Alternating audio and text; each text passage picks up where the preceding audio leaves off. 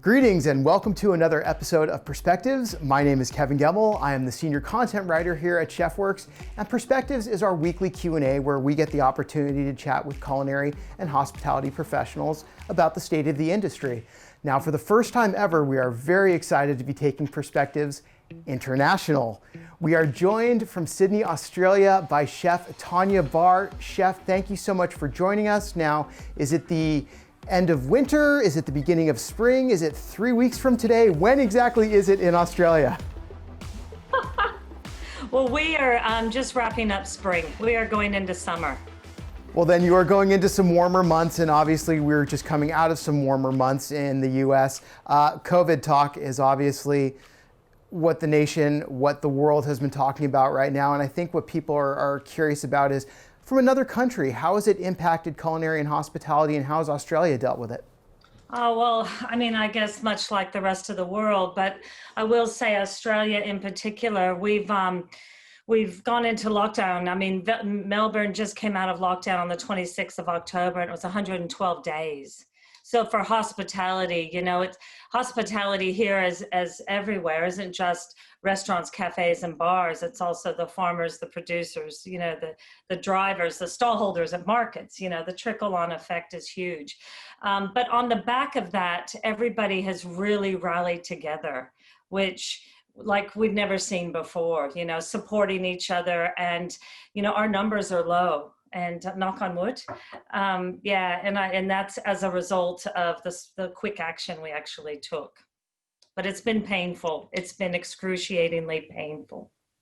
Now, I think for those listening who have an ear for accents, they're probably going to hear a not true Australian accent. You actually got to Australia from Oregon by way of California to Australia. Take us through your journey and how you got to where you are.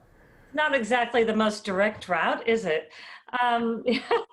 Yes, I was born and raised in Roseburg, Oregon, just south of Eugene, and graduated high school there in 1985, actually. And then I moved down to the Bay Area, and I was ready to bust out of a small town, and I'd always been drawn to San Francisco. So yeah, that's where I lived, and I was in IT, actually. I worked for a startup software company. Always wanted to be a chef, but it wasn't in the cards in that time of my life. But what it did afford me is it afforded me, I was sales and marketing manager for this software company, and I had everything but the continental US. So they would send me to Canada and Europe and Mexico and Asia. And so it fed my foodie habit. So I got to travel around and explore and cook and get paid for it, which was great. Because had I gone straight into the American, the CIA, Culinary Institute of America, I think my path would have been very different. But fortunately, yeah. So I went into IT, I traveled, and then I met this guy in Lafayette, California. And yeah, he was from Australia.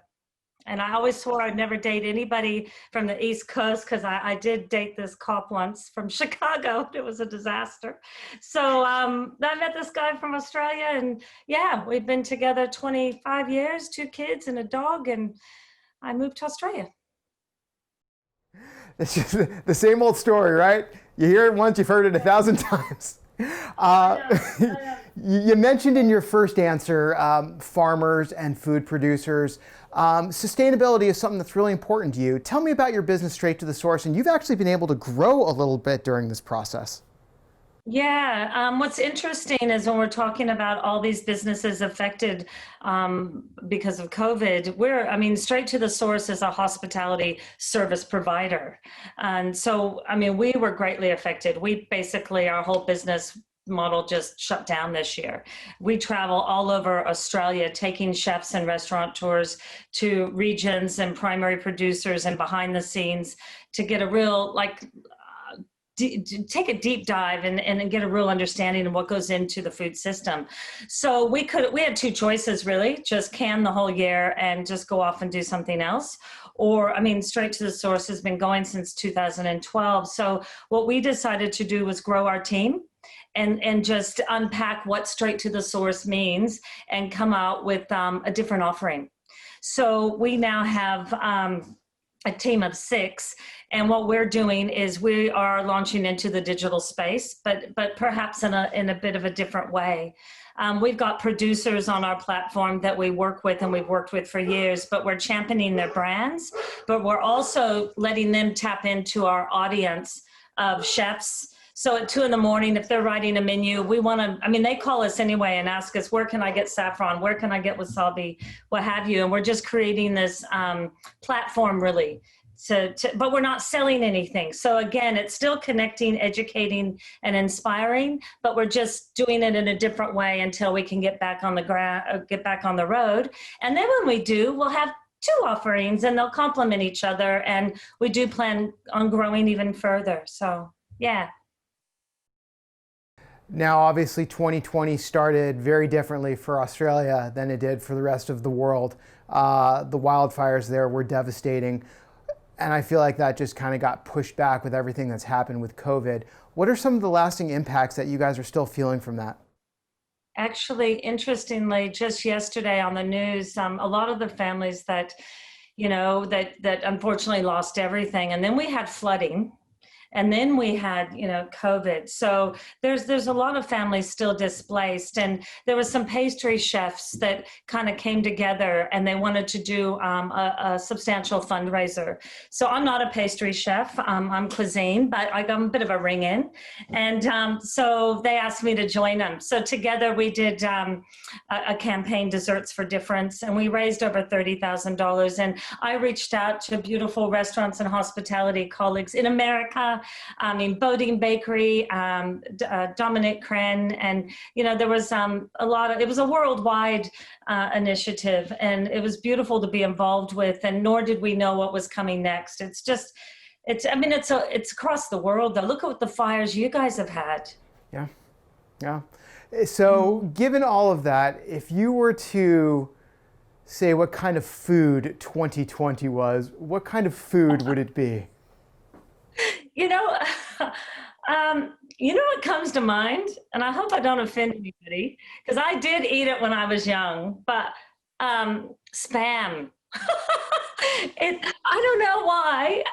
When you see Spam and all those flavors, Thai and different spices and whatever, I don't know. You just don't know what you're going to get. It'll keep you alive, but it's just bizarre. So to everyone in Hawaii, we apologize. Other than that, I'm just kidding. Chef, I'm giving you a hard time. Don't worry.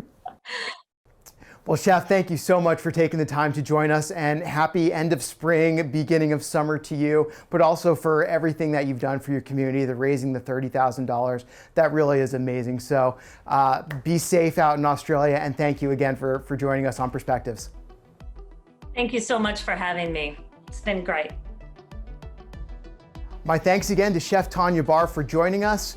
If you like what you saw and you want to see some more interviews with chefs and other culinary professionals, please make sure you subscribe to our YouTube channel. You can also follow us on all of our other social media channels, LinkedIn, Instagram, Twitter, Facebook.